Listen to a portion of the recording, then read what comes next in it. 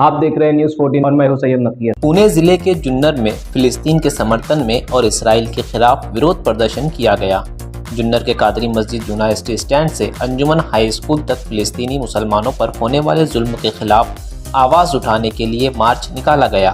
یہ مارچ جنر مسلم سنگھٹنا اتحاد قومی موومنٹ انجمن مرتضوی ٹرسٹ سید باڑہ جنر کی اور سے نکالا گیا تھا، جس میں جنر شہر کے علاوہ جنر تعلقہ کے سینکڑوں مسلمانوں نے شرکت کی اور فلسطین میں ہو رہے ظلم کے خلاف آواز اٹھائی۔ اس مارچ میں سبھی مسلک فکر کے لوگوں نے شرکت کی۔ مارچ کے سماپن پر انجمن ہائی اسکول میں فلسطین کے مظلوموں کے حق میں اجتماعی دعا کا آیوجن بھی کیا گیا تھا۔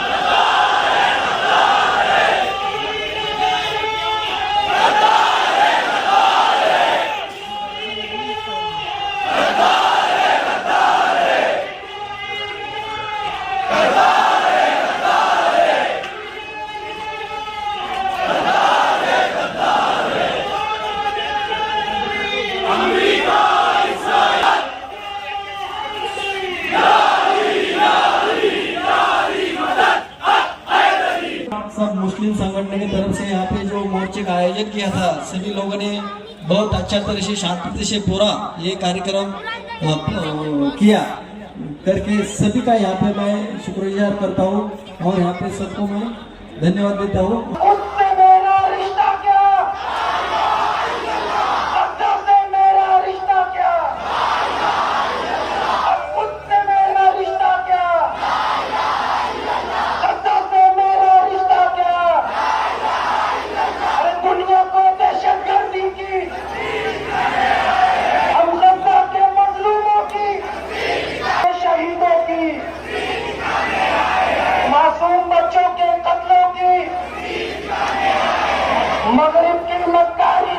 حرم پاک بھی، اللہ بھی، قرآن بھی ایک، کیا بڑی بات ہوتی جو مسلمان بھی ایک۔ فرقہ بندی ہے کہیں اور کہیں ذاتیں ہے، کیا زمانے میں پنپنے کی یہی باتیں ہے۔ تو سبھی مسلمانوں سے یہ مؤدبانہ گزارش ہے، جس طرح اللہ کے رسول اس دنیا پر آئے اور حق کا پرچم لہرائے، اسی طرح مہدی علیہ السلام ایک دن آئیں گے اور ہم ان کے ساتھ ان کے کھڑے ہوں گے، ان کے علم کے نیچے کھڑے ہوں گے، اور یہ ہمارا عقیدہ ہے، ہمارے ایمان کا ایک حصہ ہے۔ تو اس وقت جیسے فرقے دنیا سے نکل جائیں گے، ختم ہو جائیں گے اور ایک پرچم کے نیچے تمام امت مسلمین جمع ہوں گی، اسی طرح آج جو ہے اس کی ٹرائل بول کے جنر کے تمام اطراف کے جنر، امبے گاؤں، جہاں جہاں سے لوگ آئے وہ ایک علم کے نیچے آئے۔ آج ہم یہ عہد کرتے تمام مسلمان کہ آپس میں کوئی بھی فرقے پہ سے جھگڑا نہیں کریں گے، کہ ہم آپس میں کبھی جھگڑا نہیں کریں گے، ہم آپس میں کوئی فرقوں پر کوئی جھگڑا نہیں کریں گے۔ ہمارے اپنے اپنے عقیدے اپنی جگہ ہے، مگر جہاں بات اسلام کی آتی ہے ہم شہداء سے میرا رشتہ کیا، دنیا کو دہشت گردی کی، ہم غزہ کے مظلوموں کی، القدس کے شہیدوں کی، معصوم بچوں کے،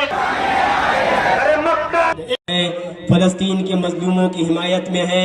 آج جنر کی اس مقدس سرزمین پر ہزاروں توحید پرست جو ہیں اپنے مظلوم فلسطینی بھائیوں کی مظلومیت کو یاد کرنے کے لیے جمع ہوئے ہیں اور بزرگ شہید ہوئے ہیں، ان کی روحیں جو ہیں آپ کو سلام کر رہی ہیں، اس لیے کہ آپ ان کی حمایت میں آئے ہیں۔ لہٰذا میں ہندوستان کی آزادی کے عظیم رہنما مولانا محمد علی جوہر رحمۃ اللہ علیہ کے اس شعر سے جو ہے اپنی مختصر تقریر کا آغاز کر رہا ہوں۔ وہ فرماتے ہیں کہ دور حیات آئے گا قاتل قضا کے بعد، دور حیات آئے گا قاتل قضا کے بعد، ہے ابتدا ہماری تیری انتہا کے بعد، اور قتل حسین اصل میں مرگ یزید ہے، اسلام زندہ ہوتا ہے بس کربلا کے بعد۔ آج تک ہماری تاریخ میں امام حسین علیہ السلام کی کربلا موجود ہے. رسول خدا کے نواسے امام حسین کربلا کے میدان میں اسی لیے آئے تھے تاکہ دنیا سے ہر ظلم کو نابود کیا جائے. آج قابیل سے لے کر جو ہے یزید تک اور یزید سے لے کر امریکہ اور نیتن یاہو اسرائیل تک جتنے ظالم ہیں وہ کان کھول کر سن لے اس شعر کے آئینے میں کہ انشاءاللہ وہ دن دور نہیں ہے. اس لیے کہ آج سے کچھ سال پہلے رہبر اسلام امام خمینی نے فرمایا تھا کہ اگر دنیا کے تمام مسلمان اٹھ کر ایک بالٹی پانی ڈالے تو سارا اسرائیل جو ہے نابود ہو جائے گا.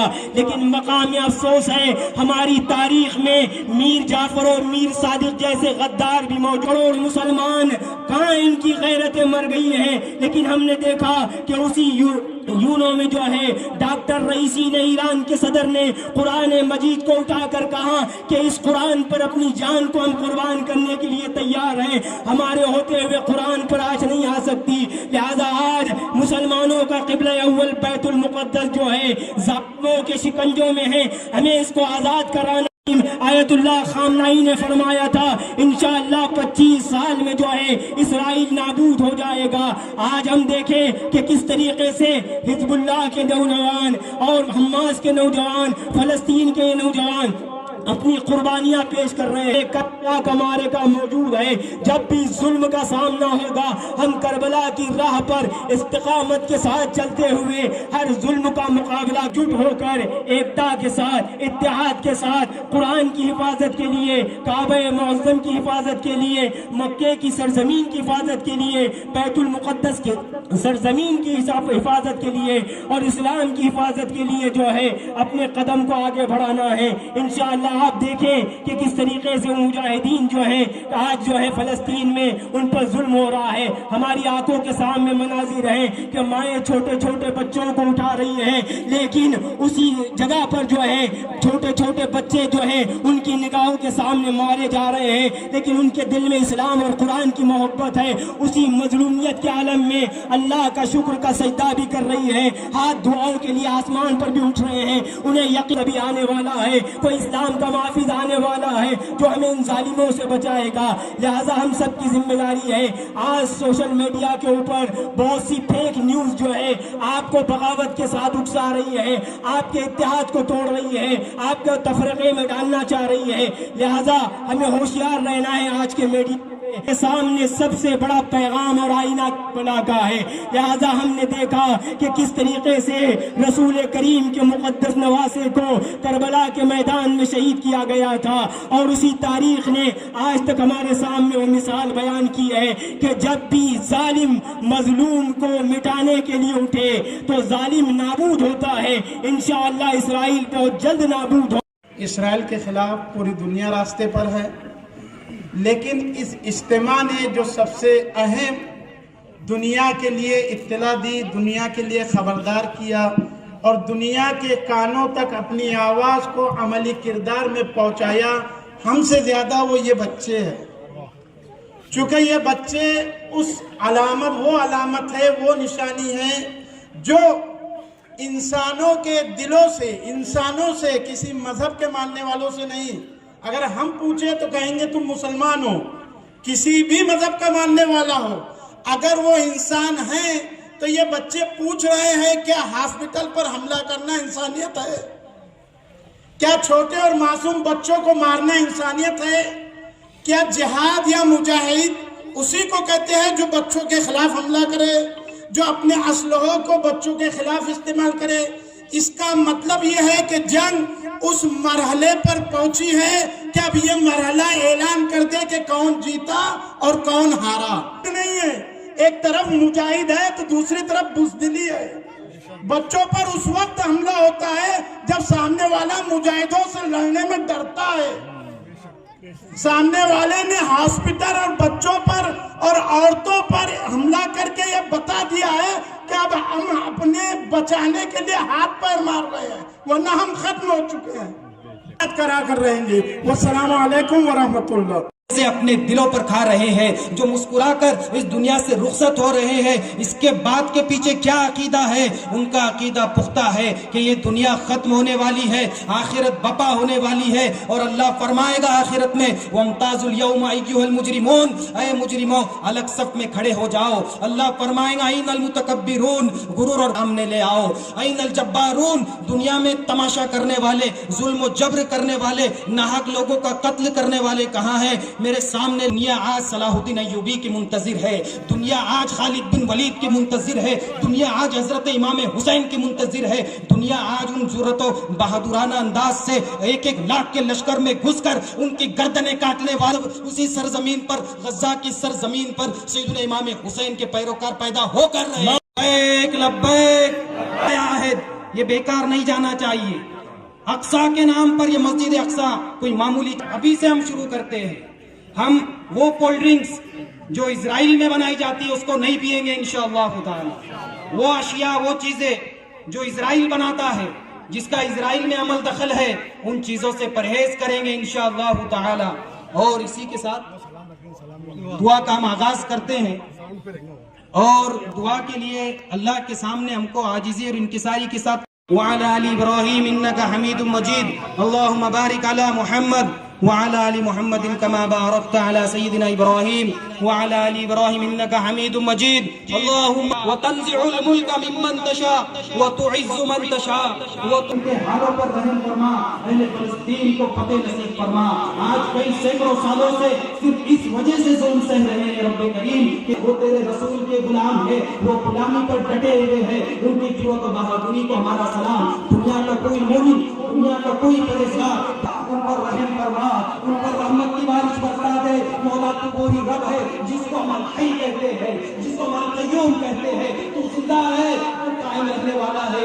دنیا والے سو چکے، دنیا ختم ہونے والی ہے، لیکن ہم نے اس ذات ہونے والا ہے جو ہمیشہ قائم رہنے والا ہے۔ رب کریم اہل فلسطین کو بھی حیات نصیب فرما، ان مجاہدین کو تقویت عطا فرما، ان کے حوصلے بلند پر ہے جس نے بدر میں فرشتوں کو اتارا تھا۔ مولا کریم مسلمانوں کو غلبہ عطا فرمایا۔ ہم اسی رب کے ماننے والے ہیں جس نے کربلا میں نواز رسول کی شہادت کے بعد بھی اسلام کو غالب رکھا۔ سقوط بغداد کے بعد، منگولوں کے ہنگامے کے بعد مسلمانوں کو عروج دینے والے رب کی ہم عبادت کرتے ہیں۔ ہم دوسرا کوئی خدا نہیں جانتے۔ اسرائیل سے تو انتقام لے یا رب، تو نے شہدائے کربلا کے بھی انتقام لیا تھا، بدر کے قاتلین کا بھی انتقام لیا گیا، احد کے قاتلین کا بھی انتقام لیا گیا۔ اہل فلسطین کے معصومین کا انتقام کون لے گا؟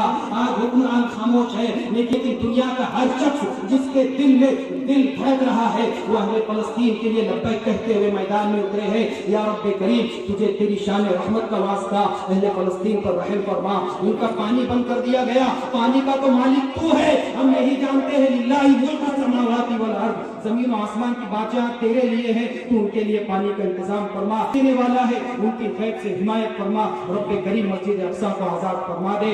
یا عرض مقدس یا قیوم برحمتک استغیث، یا حی یا قیوم برحمتک استغیث۔ اللهم انصر الاسلام والمسلمین، اللهم اعز الاسلام والمسلمین، اللهم اید الاسلام والمسلمین، خصوصا فی غزہ و فلسطین۔ لبیک لبیک لبیک یا اقصیٰ، لبیک لبیک لبیک یا اقصیٰ۔ اللهم صل علی محمد و حضرت عثمان غنی کا سخاوت کا واسطہ، حضرت علی کے شجاعت کا واسطہ، حضرت امام حسین کی شہادت کا واسطہ، حضرت عباس علم بردار کے بازو کا کٹے ہوئے بازو کا واسطہ، مولا حضرت علی اصغر کے گردن سے خون نکلے ہوئے کا واسطہ، پروردگار عالم کربلا کی سرزمین میں نہتے ہوئے شہیدوں کا واسطہ، پروردگار ہم سبوں کی دعا کو قبول فرما۔